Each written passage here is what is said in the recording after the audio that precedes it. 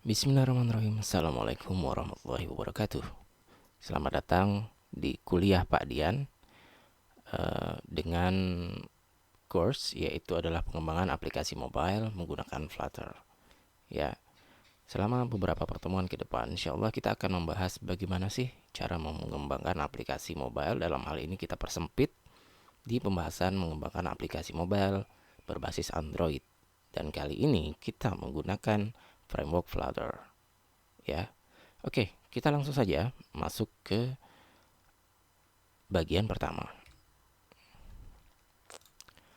Nah, pada bagian pertama ini kita akan membahas mengenai Flutter dan juga Dart. Apa sih kedua istilah ini gitu ya. Nah, mari kita sebelum masuk ke sana kita akan eh, membahas sedikit gitu ya. Apa sih yang akan dibahas dalam course ini ya, yaitu course pengembangan aplikasi mobile menggunakan Flutter ini ya. Jadi yang pertama yaitu adalah bagaimana kita mengembangkan aplikasi mobile, dalam hal ini yang berbasis operating system Android ya. Dan ini tentu saja berfokus pada platform Android seperti itu. Jadi kita tidak membahas nih mengenai aplikasi yang berbasis iOS atau mungkin operating system lain, itu tidak. Nah, kemudian pengembangan ini menggunakan framework Flutter. Jadi tidak menggunakan yang lainnya seperti native yang seperti mungkin pakai Java atau Kotlin, kita tidak membahas di sini. Walaupun kemudian pada saat beberapa hal mungkin ada yang kita selipkan Kotlin, itu pun mungkin hanya sekedar beberapa eh, untuk kebutuhan-kebutuhan tertentu saja seperti itu ya. Nah, kemudian kita masuk ke bagaimana sih cara mengembangkan aplikasi pada platform Android. Ada beberapa cara ya. Di sini akan saya jelaskan beberapa cara tersebut, dan sejatinya tidak terbatas pada itu saja gitu ya. Ini yang saya kumpulkan gitu ya, yang beberapa sudah pernah saya coba, dan ini berdasarkan pengalaman-pengalaman juga gitu ya, sehingga bisa saja di luar apa yang saya sampaikan ini ada metode-metode lain atau cara-cara lain untuk mengembangkan aplikasi pada platform Android. Oke. Yang pertama itu adalah dengan native ya, native Java dan Kotlin gitu. Jadi ini so simple ya. Jadi cukup dengan bahasa Java dan Kotlin ya, dibuat script Java dan Kotlinnya, source code-nya dengan menggunakan Java dan Kotlin. Kemudian nanti dia di build oleh Gradle ya, build Gradle itu kemudian jadilah native apps. Dalam hal ini formatnya APK ya. Jadi ketika kita bilang native apps dalam Android, maka dia yang berformat APK itu yang kemudian nanti bisa diupload di Google Play Store. Oke, kemudian juga cara mengembangkan aplikasi pada platform Android ini yang kedua dapat menggunakan hybrid. Kalau tadi Anda misalnya pada saat dengan menggunakan native apps Java or Kotlin gitu ya, itu di dalamnya sebenarnya ada komponen web view gitu. Nah, web view inilah yang kemudian dipakai oleh hybrid ya. Jadi sebenarnya di sini dia menggunakan web view, salah satu komponen di dalam Android native itu yaitu web view. Nah, itu dipakai, kemudian di atasnya itulah ada JavaScript frameworknya. Jadi JavaScript, CSS, HTML juga bisa dimasukkan ke dalamnya gitu ya. Kemudian dia kayak di apa ya, di embed ke dalam web view gitu ya. Atau dengan menggunakan jembatan selain web view, bisa juga dengan menggunakan Apache Cordova ya. Nah, inilah yang kemudian digunakan oleh jQuery Mobile dan juga Ionic. Nah, kemudian jembatan inilah yang kemudian menerjemahkan ke dalam bentuk native SDK libraries dari Android seperti itu. Nah, yang selanjutnya yaitu adalah React Native. Ya, kalau kita bicara masalah React Native, di sini saya akan langsung masuk ke websitenya saja ya. Ya, ini website Git Connected yang sebenarnya Medium gitu ya. Ditulis oleh Vitalik Kuprenko gitu. Nah, dia menggambar semacam diagram gitu ya. How React Native interact with native components. sejatinya dia itu juga JavaScript dan juga ada bridge di sana, ada jembatan. Nah, jembatan si React Native inilah yang kemudian berkomunikasi dengan platform, ya, yaitu OM widgets, kemudian ada canvas, ada events, dan juga services. Oke, di sini poinnya ada OM widgets. Mari kita lihat bagaimana dengan Flutter. Nah, Flutter nanti kita akan ada yang namanya widget. Jadi setiap apapun yang ada di dalam Flutter itu disebut sebagai widget, ya. Nah, native code dari Flutter, ya, yang kita menggunakan bahasa Dart itu kemudian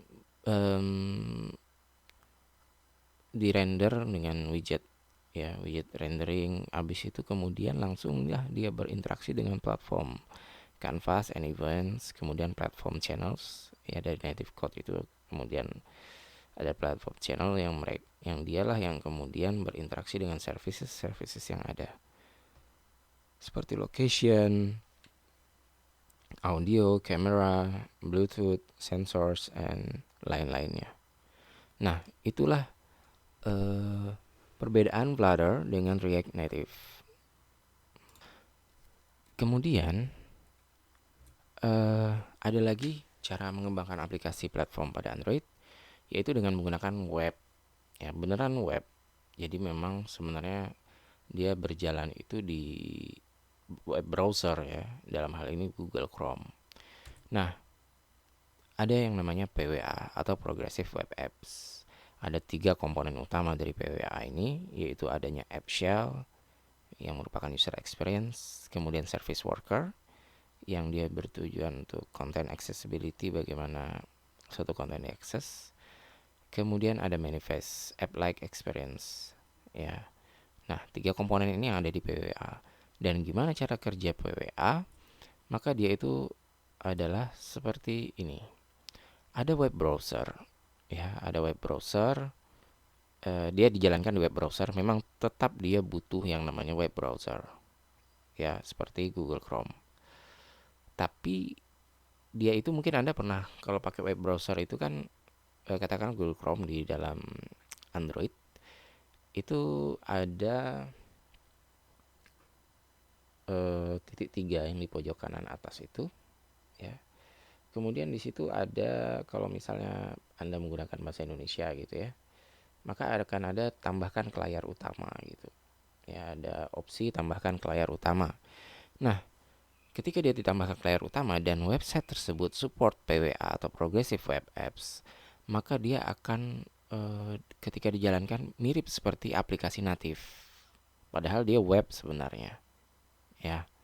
Karena apa? Karena di sana tadi ada 3 komponen itu. Ya, ada service worker, ada app shell-nya, sehingga ketika kita offline pun asal datanya itu data yang tidak diambil secara online, ya, maka dia bisa tetap kita akses karena dia udah case-nya itu masuk ke dalam smartphone kita, ya. Jadi kita kalau misalnya smartphone kita offline gitu, ya, itu tetap bisa gitu, ya, seperti itu. Nah, tapi walaupun memang yang optimal itu memang tetap ada komponen-komponen tertentu yang dia ngambil data dari internet seperti itu. Nah, bagaimana cara kerjanya tadi? Yaitu dia mengirimkan request tapi tidak langsung ke server. Jadi dia ke service worker dulu. Nah, dia ngelihat di service worker ini ada cache-nya enggak, ya, atau dia butuh koneksi ke internet enggak, ya, atau ke server. Nah, kalau enggak butuh langsung aja direspons, ya. Tapi kalau butuh maka dia akan masuk ke server dulu, ya. Tapi itu pun yang diambil adalah bagian-bagian tertentu saja yang memang dibutuhkan, ya. Contoh misalnya ada semacam layout, ya, yang dia itu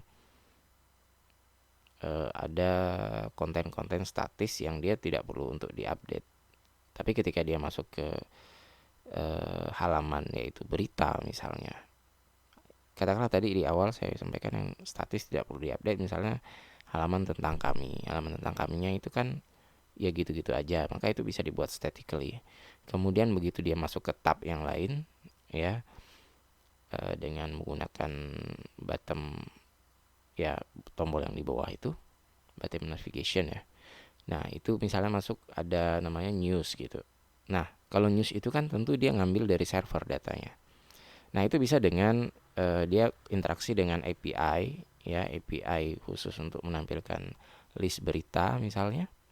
Dan itu kemudian dimasukkan ke dalam komponen-komponen yang ada di dalam website PWA tersebut, tapi tidak di-load semuanya karena dia cukup meload yang dibutuhkan saja, seperti itu. Ya, itulah PWA. Ya, dan ini juga lagi tren gitu ya. Karena beberapa yang mungkin ketika dia harus develop aplikasi native, apa, laptop, perangkatnya itu ndak support gitu ya, maka dia punya alternatif pakai web aja deh gitu ya. Karena juga kalau pakai web tentunya perangkat untuk develop yang ringan pun bisa gitu ya. Nah, seperti itu. Nah, kemudian ada lagi yang namanya Trust Web Activity. Nah, bedanya apa dengan PWA?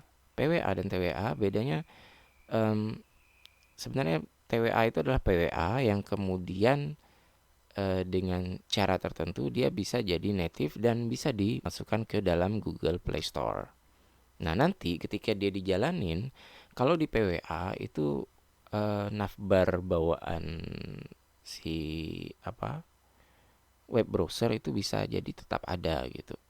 Tapi kalau misalnya sudah TWA, maka dia jadi full screen gitu ya. Nah, ini salah satu keunggulan PWA yang di TWA kan gitu. Jadi dia sebenarnya PWA tapi dia bisa full screen gitu ya. Tidak seperti PWA seperti itu ya. Nah, itulah tadi beberapa cara mengembangkan aplikasi pada platform Android. Nah, yang kita akan bahas insya Allah itu adalah Flutter. Jadi Flutter itu dia dikembangkan, dia sebenarnya adalah framework ya. Kalau misalnya Anda biasa mengembangkan aplikasi berbasis web, maka dia kayak atau juga kayak Laravel atau CodeIgniter. Nah, pada intinya kayak Laravel, CodeIgniter atau itu kan menggunakan satu bahasa yaitu adalah PHP. Nah, begitu juga Flutter. Flutter menggunakan bahasa yang namanya Dart ya. Nah, combine kedua inilah yang kemudian Flutter ini langsung menghasilkan native SDK libraries. Ya, jadi dia langsung aja native. Dia nggak lewat jembatan kayak WebView lagi gitu atau pakai Cordova lagi. Nggak, dia langsung. Nah, jadinya keunggulannya adalah tentunya tidak memakan resource yang terlalu banyak. Kalau menggunakan jembatan tadi tentunya ya kayak kita pakai web view ya, yang ini ya, web view atau Apache Cordova, maka dia akan banyak makan resource lagi karena dia tidak langsung jalan sebagai native. Tapi ketika kita menggunakan Flutter ya, dia jadi langsung native gitu. Nah, dengan adanya langsung native tentunya dijalankan pun jadi lebih hemat resource. Nah, makanya ketika Anda menggunakan aplikasi yang tadi hybrid itu bisa jadi agak lebih berat gitu ya. Dan juga renderingnya terkadang tidaklah sesempurna native. Ada beberapa hal yang kemudian bisa jadi agak kalau misalnya bahasa kasarnya sih hancur gitu ya, tampilannya hancur gitu atau ada crash gitu ya di tampilannya karena dia memanfaatkan web view gitu. Dan terkadang ada yang nggak bisa jalan gitu loh. Nah, di Flutter karena dia juga dikembangkan oleh Google, sehingga inilah yang salah satu menjadi kelebihan daripada Flutter ya. Bisa saja ke depannya kita tidak tahu apakah Kotlin bakalan tetap eksis, dan saya rasa eksis juga tetap lah ya, karena juga dia cukup disupport juga sama Google. Tapi kita juga tidak bisa meremehkan kehadiran Flutter ini gitu ya, seperti itu. Nah, kita bicara masalah tadi ada native. Nah, ketika misalnya kita bicara masalah aplikasi native, di dalam pengembangan aplikasi Android kita punya yang namanya, kalau native itu pakai Java atau Kotlin gitu ya. Nah, kalau di iOS maka kita menggunakan Objective-C atau Swift. Ketika misalnya kita punya suatu produk, katakanlah kita pengen buat aplikasi berbasis mobile untuk ini apa namanya e-commerce, marketplace lah gitu ya. Kita pengen pangsa pasar kita bukan hanya pengguna smartphone Android saja, tapi kita juga pengen menyasar pengguna iOS. Ketika kita ingin develop, kita maunya pakai native nih biar nggak terlalu berat gitu. Ya udah, kita berarti harus hire programmer yang dia bisa Kotlin or Java dan juga bisa Objective-C atau Swift. Atau kalau kita develop sendiri gitu ya, kita harus menguasai kedua jenis ini gitu, kedua jenis bahasa ini. Dan itu terus terang cukup melelahkan dan cukup memakan sumber daya gitu ya, mulai dari sumber daya manusia, kemudian juga ya resource kita gitu, ya sumber daya perangkat-perangkat kita juga gitu ya. Nah, dengan adanya Flutter, ya kita menggunakan Flutter, satu code base ya yang source code kita itu bisa di compile atau di build menjadi aplikasi natif dua platform. Selain Android juga iOS, dari satu source code di build menjadi Android native atau iOS native ya.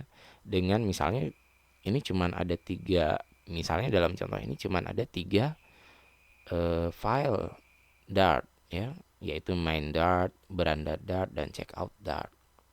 Itu sebagai contoh saja nih betapa keunggulan daripada Flutter. Selain dia juga karena disupport oleh Google gitu ya. Siapa yang nggak tahu Google gitu kan. Nah, berbeda halnya dengan mungkin framework yang bahkan terkadang dia butuh banyak dependensi gitu ya, butuh banyak dependensi. Rupanya dependensinya udah expire atau deprecated ya, istilahnya deprecated, tidak didukung lagi, tidak dikembangkan lagi. Nah, maka di sana muncullah berbagai error kadang ketika kita harus menggunakan framework tersebut yang terbaru gitu. Nah, ini disupport oleh Google ya. Nah, oke, kita sudah bahas tadi gimana pengembangan aplikasi Android. Nah, sekarang kita bahas apa itu sih Flutter gitu ya.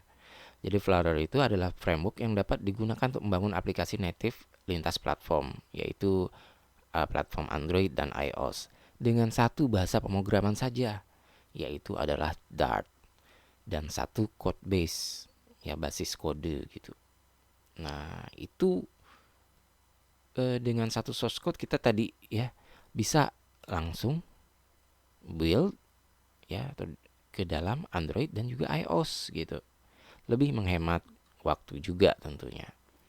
Nah, ketika kita tadi sampaikan bahwa dia menggunakan satu bahasa pemrograman. Bahasa pemrogramannya apa sih? Yaitu adalah Dart ya. Jadi Dart ini adalah bahasa pemrograman yang dioptimalkan untuk klien, untuk aplikasi di berbagai platform. Nah, bahasa Dart inilah yang kemudian ini dikembangkan oleh Google gitu dan digunakan untuk membangun aplikasi seluler, ya mobile apps, desktop, server, dan web. Wow. Kalau kita lihat Dart ini berarti bisa jadi kedepannya bakalan berkembang juga gitu. Walau kalau Anda baca gitu ya, Dart yang untuk desktop itu memang masih development. Tapi bukan tidak mungkin nih kedepannya desktop pakai Dart jadi lebih oke juga gitu kan. Nah, walaupun sekarang kita lihat Java yang memang mendominasi multiplatform. Ya, Kotlin setahu saya juga udah mulai gitu ya, dan lain-lain gitu. Nah, Dart juga cukup diperhitungkan. Kenapa Dart? Selain tadi support dari Google ya, dia juga bahasanya tuh mudah dipahami gitu. Karena dia mirip bahasa C kalau Anda lihat. Bagi Anda yang udah pernah megang-megang bahasa C gitu ya, main-main bahasa C, maka Anda tidak terlalu kagok lagi, tidak terlalu apa ya, tidak terlalu canggung lagi dengan bahasa Dart. Juga mirip-mirip Java juga, JavaScript juga ya, mirip. Dan dia sifatnya object oriented ya. Nah, seperti itulah sedikit gambaran mengenai Flutter dan juga Dart ya. Jadi Dart itu adalah bahasanya dan Flutter adalah frameworknya ya. Nah, mungkin seperti itu saja ya pertemuan kita pada kali ini. Insya Allah kita lanjutkan lagi pada video berikutnya. Saya akhiri. Assalamualaikum warahmatullahi wabarakatuh.